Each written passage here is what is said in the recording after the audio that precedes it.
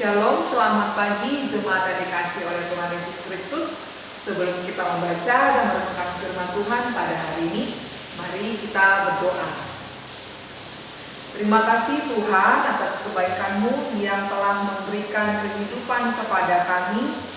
Dan biarlah Tuhan kami dapat menjalani akan hari ini dengan pertolongan-Mu yang kudus. Sebelum kami melakukan aktivitas kami hendak membaca dan merenungkan firman-Mu. Kiranya Roh Kudus memimpin kami, memberikan kami pengertian untuk kami dapat mengerti atau memahami akan firman-Mu ini. Terpujilah nama-Mu, dalam nama Yesus kami memohon kepadamu. Amin. Jemaat yang dikasihi oleh Tuhan Yesus Kristus, firman Tuhan pada pagi hari ini, yaitu di hari Sabtu tanggal 6 Maret tahun 2021, terambil dari Yakobus pasal 1 ayat 17. Setiap pemberian yang baik dan setiap anugerah yang sempurna datangnya dari atas, diturunkan dari Bapa segala terang. Padanya tidak ada perubahan atau bayangan karena pertukaran. Jemaat yang terkasih dalam nama Tuhan Yesus Kristus, apa yang kita pahami tentang pencobaan? Pencobaan seringkali disalahartikan oleh banyak orang, menganggap bahwa pencobaan itu datangnya dari Allah, atau setiap pencobaan yang dialami itu berasal dari Allah. Pencobaan dalam surat Yakobus pasal 1 ini ada dua macam bentuknya. Yang pertama yaitu pencobaan dari luar, seperti penderitaan, penganiayaan, kemiskinan, ataupun tekanan hidup seperti yang dialami oleh Ayub atau hamba-hamba Tuhan lainnya, atau bahkan saya maupun saudara. Pencobaan seperti ini lebih diartikan sebagai ujian. Lalu pencobaan yang kedua menurut Yakobus dalam suratnya di pasal 1 ini adalah pencobaan yang timbul dari dalam. Nah, yang dari dalam itu disebut dengan keinginan diri sendiri atau hawa nafsu kedagingan yang diartikan sebagai godaan. Seperti yang dikatakan dalam ayat 14, tetapi tiap-tiap orang dicobai oleh keinginannya sendiri karena dia diseret dan dipikat olehnya.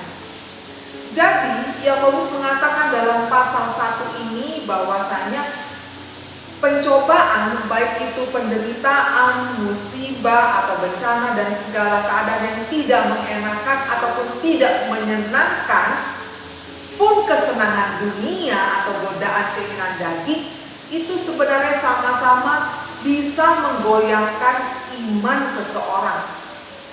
Ini juga berarti pencobaan merupakan ujian atau godaan. Yang pasti itu untuk menguji iman, ketabahan, kesetiaan, dan juga ketaatan orang percaya. Karena itu sebagai orang Kristen, pencobaan bukan untuk dihindari, melainkan untuk dihadapi.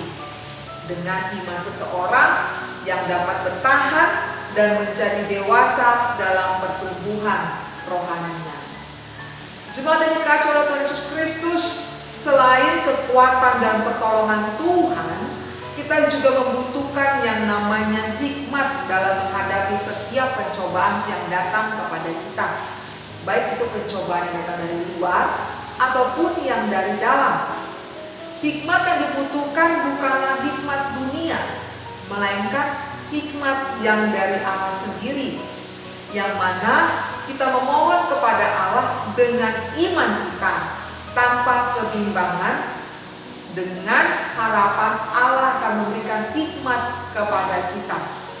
Hikmat yang dari Allah itu akan menolong kita untuk mengatasi setiap pencobaan, baik itu yang datang dari luar ataupun yang datang dari dalam, sehingga kita bisa membedakan mana yang baik dan mana yang jahat, yang benar dan yang salah, dan yang menolong kita untuk mengerti kehendak Allah. Jemaat yang terkasih kasih, meskipun pencobaan bertujuan untuk menguji iman dan membawa seseorang semakin dewasa di dalam iman kepada Kristus, akan tetapi pencobaan itu tidak pernah berasal dari Allah. Karena Allah tidak pernah mencobai siapapun dan tidak dapat dicobai oleh siapapun. Segala yang jahat itu tidak berasal dari Allah. Sebaliknya, segala yang baik datangnya dari Allah. Renungan kita pada hari ini dalam Yakobus 1 ayat 17 mengatakan, setiap pemberian yang baik dan setiap anugerah yang sempurna datangnya dari atas, diturunkan dari Bapa segala terang, padanya tidak ada perubahan atau bayangan karena pertukaran. Artinya, setiap kali ujian iman itu datang kepada kita sebagai orang-orang percaya harus yakin bahwa ujian tersebut tidak pernah diberikan oleh Allah, melainkan Allah mengizinkan pencobaan itu terjadi hanya untuk menguji akan iman kita. Apakah kita ingat kisah Abraham yang menjadi nas firman Tuhan di hari Minggu lalu? Ataupun kisah dari Ayub yang mana Tuhan mengizinkan iblis untuk mencobai akan Ayub? Di situ kita bisa lihat bahwasanya Allah mengizinkan semua itu terjadi. Dan kembali lagi pada diri kita, apakah kita memilih untuk bertahan dalam iman kita, mengikuti apa yang Tuhan kehendaki ataupun tidak. Karena itulah pencobaan yang menguji iman, yaitu kita hamba-hambanya, dibutuhkan yang namanya kesabaran, dibutuhkan yang namanya ketekunan, serta kesetiaan untuk bertahan sampai dalam kesempurnaan di dalam Kristus Yesus. Iman yang begitu utuh dan tidak berkekurangan hingga akhirnya kita menerima mahkota kehidupan. Jemaat yang terkasih dalam nama Tuhan Yesus Kristus, Abraham sebagai bapa orang percaya begitu teguh imannya kepada Tuhan. Dia begitu taat kepada Tuhan. Ada orang mengatakan, ya itu kan Bapak Abraham, beda dengan kita. Kita masih di sini. Ya itu kan Bapak Abraham, ya itu kan Ayub, ya itu kan Paulus dan lain sebagainya. Tapi bukankah kita sama dengan mereka? Bukankah kita dipanggil dan dipilih Tuhan menjadi orang-orang yang percaya kepada Tuhan? Bukankah anugerah yang diberikan kepada mereka juga sama kepada kita? Bukankah keselamatan yang Tuhan berikan kepada mereka juga sama diberikan kepada kita? Bukankah janji Tuhan yang diberikan kepada mereka juga sama diberikan janjinya kepada kita? Lalu apa yang menjadi perbedaannya? Dalam arti kata tidak ada perbedaan, semua sama, semua bersumber dari Tuhan. Tuhan menginginkan kita yang baik, karena yang berasal dari Tuhan itu pasti adalah yang baik. Karena itu berbahagialah kita sebagai orang-orang yang percaya bila mana datang pencobaan itu kepada kita. Karena pencobaan itu adalah alat atau sarana yang dipakai oleh Allah untuk pertumbuhan iman kita sebagai orang Kristen. Pencobaan adalah ujian iman kita yang berfungsi supaya kita semakin sempurna di hadapan Tuhan, semakin utuh dan tidak mengalami yang namanya kekurangan apapun di hadapan Tuhan. Amin. Mari kita bersatu di dalam doa. Ya Tuhan, kami sungguh bersyukur atas firman-Mu yang telah kami terima. Kami bersyukur atas semua kesulitan demi kesulitan yang kami hadapi, atas persoalan demi persoalan yang kami harus lalui.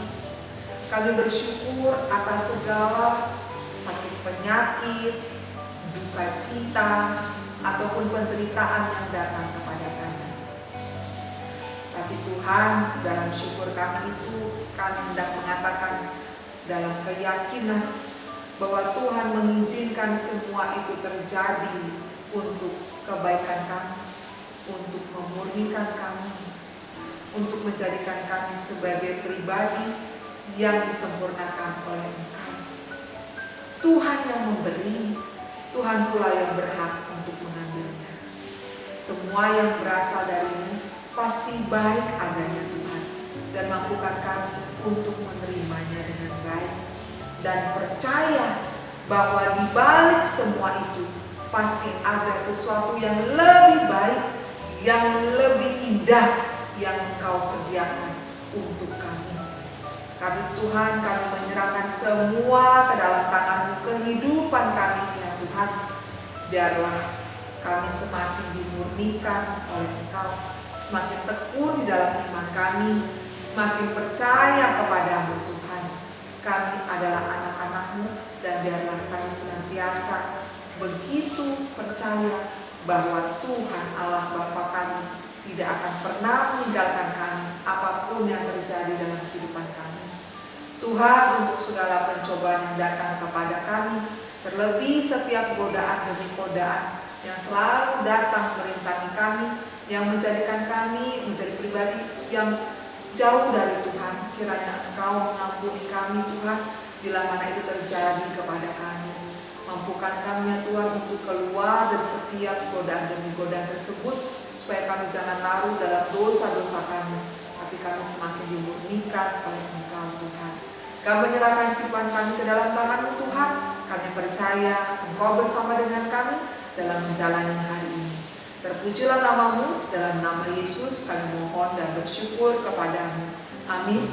Kasih karunia dari Tuhan Yesus Kristus dan anugerah dari Allah Bapa dan persekutuan dari Roh Kudus kiranya menyertai kamu sekalian.